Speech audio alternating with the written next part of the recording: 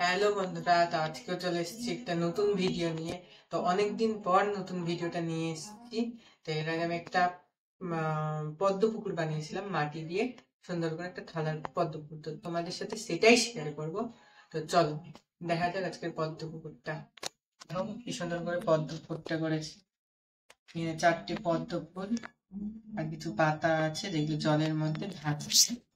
এটা আমি নর্মাল রং করে রেখেছি। এর উপরে একটু চকচকা করার জন্য এর উপরে বার্নিশ দেওয়া হবে। তো বার্নিশটা আমি পর থেকে দিব, পর থেকে দেওয়ার পরেও তোমাদের সাথে শেয়ার করবো। তাহলে নর্মালটা দেখো। আমি খুব সুন্দর করে কয়েক ঘন্টা ধরে বসে বসে এই থালিটিকে আমি রেডি করেছি, মানে এই পদ্ম পুকুরটাকে আমি রেডি করেছি। তো পদ্ম পুকুরটা ভালো লাগলে অবশ্যই লাইক কমেন্ট শেয়ার করবেন আর সাবস্ক্রাইবটা করে দেবেন। আজকের মতন টাটা।